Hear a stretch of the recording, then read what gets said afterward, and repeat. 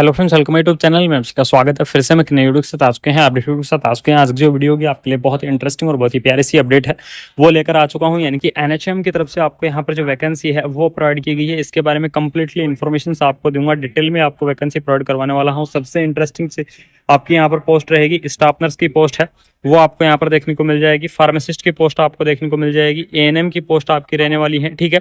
CHO की post आपकी रहने वाली है। इसी के साथ साथ आपकी मेडिकल ऑफिसर की भी आपको यहाँ पर जो पोस्ट है वो आपको देखने को मिलेगी। यानी कि काफ़ी सारी अलग अलग पोस्ट आपको यहाँ पर अवेलेबल कराई गई है और सभी पोस्ट आपको यहाँ पर देखने को मिल जाएंगी। तो एक एक पोस्ट के बारे में डिटेल में यहाँ पर जो चर्चा है वो आप सभी के साथ करने वाला हूँ। तो वीडियो के लास्ट तक आप जरूर बने रहिएगा। हरियाणा की तरफ से आपको वैकेंसी दी गई है, इस चीज़ का आप जरूर ध्यान रखना, ठीक है।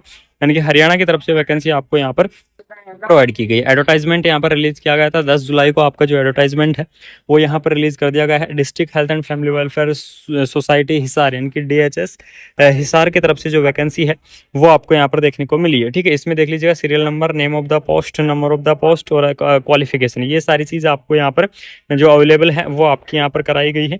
इसके अंदर सबसे पहले डिस्ट्रिक्ट क्वालिटी मैनेजर की आपकी पोस्ट रहने वाली है।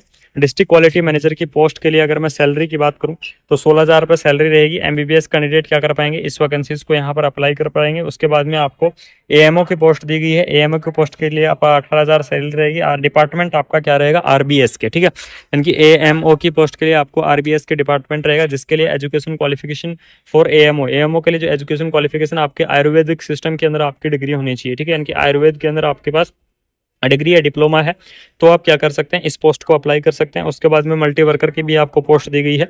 मल्टी वर्कर की पोस्ट के लिए आपको देख लीजिएगा मेन 12th पास होना चाहिए। उसके बाद में आपका 1.5 ईयर का रिहेबिलिटेशन का एक्सपीरियंस होना चाहिए, ठीक है।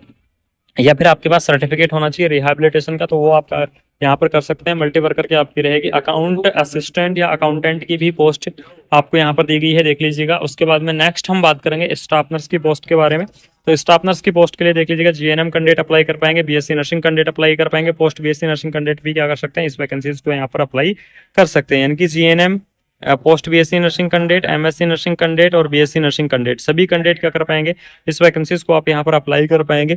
स्टाफ नर्स की आपकी पोस्ट रहेगी। हरियाणा की तरफ से आपको यहाँ पर जो वैकेंसी है वो आपको यहाँ पर दी गई है।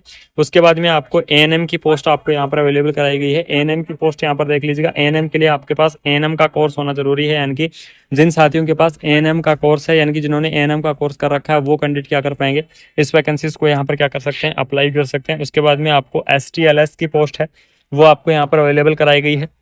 तो STLS की पोस्ट के लिए भी आप क्या कर सकते हैं, एलिजिबल हैं, अप्लाई कर सकते हैं। उसके बाद में आपको अर्ली इन्वेस्टिगेशंस की भी आपको पोस्ट दी गई है। RBS के डिपार्टमेंट से पोस्ट रहने वाली है। उसके बाद में नेक्स्ट हम बात करेंगे हमारी जो सबसे इंपॉर्टेंट पोस्ट है, फार्मासिस्ट की पोस्ट, ठीक है। तो फार्मासिस्ट की पोस्ट के बारे में आपको एसेंशियल क्वालिफिकेशन के बारे में अगर मैं डिस्कस करूँ तो फार्मासिस्ट के लिए आपको 12th पास होना चाहिए, सबसे इंपॉर्टेंट। दूसरी चीज़ आपको डिग्री या डिप्लोमा इन द फार्मेसी, ठीक है। यानी कि फार्मेसी के अंदर आपके पास अगर डिग्री या डिप्लोमा है तो आप क्या कर पाएंगे, इस पोस्ट को आप अप्लाई कर पाएंगे। तो फार्मेसी के अंदर आपके पास क्या होना चाहिए, डिग्री या डिप्लोमा होना चाहिए। वो कैंडिडेट इस वैकेंसीज को यहाँ पर अप्लाई कर सकते हैं। साइकोलॉजिस्ट की पोस्ट आपको यहाँ पर दी गई है। यानी साइकोलॉजिस्ट वाले जो साथी हैं वो भी इस पोस्ट को अप्लाई कर पाएंगे। डिस्ट्रिक्ट कोऑर्डिनेटर की पोस्ट दी गई है, वो भी यहाँ पर क्या कर सकते हैं, वैकेंसी को अप्लाई कर सकते हैं। RBS कोऑर्डिनेटर की पोस्ट है। मेडिकल ऑफिसर की भी आपको पोस्ट दी गई है।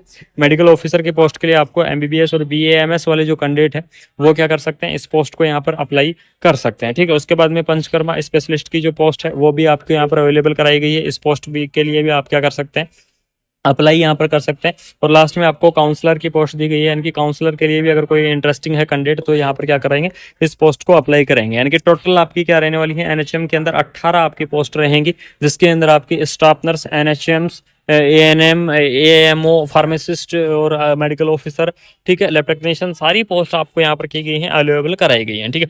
इंपॉर्टेंट इंस्ट्रक्शंस आपको यहाँ पर दिए गए हैं, देख लीजिएगा। एप्लीकेशन फीस के बारे में अगर मैं यहाँ पर डिस्कस करूँ तो एप्लीकेशन फीस देख लीजिएगा। जनरल कैटेगरी के लिए 500 रुपये रहेगा। उसके बाद में आपको रिजर्वेशन कैटेगरी के लिए 250 रुपये आपकी जो एप्लीकेशन फीस है वो आपको यहाँ पर क्या करनी पड़ेगी, पे आपको करनी पड़ेगी, ठीक है। उसके बाद में आपको एप्लीकेशन फॉर्म सिलेक्शन क्राइटेरिया बता देता हूँ। तो सिलेक्शन क्राइटेरिया आपका यहाँ पर किस आधार पर रहेगा, इंटरव्यू के आधार पर रहेगा, डॉक्यूमेंट्स वेरिफिकेशन यानी कि परसेंटेज के आधार पर आपका सिलेक्शन क्राइटेरिया रहेगा। आपका यहाँ पर कोई भी कॉम्पिटेटिव एग्जाम है वो आपका नहीं लगने वाला है, यानी कि बिना एग्जाम के आपके यहाँ पर भर्ती करवाई जाएगी। और यही आपके लिए क्या रहेगा, सबसे शानदार मौका आप सभी के लिए यहाँ पर रहने वाला है कि बिना कोई एग्जाम के आपके यहाँ पर जो भर्ती है वो आपको देखने को मिलेगी। एज लिमिट के बारे में अगर मैं डिस्कस करके आपको बता दूं तो एज लिमिट आपकी मैक्सिमम एज लिमिट 42 ईयर रहने वाली है। देख लीजिएगा, स्टाफ नर्स के लिए आपको 42 ईयर यहाँ पर जो एज लिमिट है वो आपको यहाँ पर देखने को मिल जाएगी। ठीक है, तो ये आपकी पोस्ट थी एनएचएम की तरफ से, हरियाणा की तरफ से वैकेंसी आपको यहाँ पर अवेलेबल कराई गई थी। तो वैकेंसीज के बारे में कंप्लीटली इन्फॉर्मेशन 1 बाय 1 आपको डिटेल यहाँ पर प्रोवाइड करवा चुका हूँ। अगर आपको ये वीडियो अच्छी लगी, इन्फॉर्मेटिव लगी, तो आपको क्या करना है, चैनल को सब्सक्राइब करना है, बेल आइकन को ऑन करना है, साथ में वीडियो को अपने फ्रेंड सर्कल के अंदर ज़्यादा से ज़्यादा आपको क्या करना है, शेयर करना है। बाकी आपको मिलते हैं कोई नई अपडेट के साथ, तब तक थैंक यू सो मच, जय हिंद।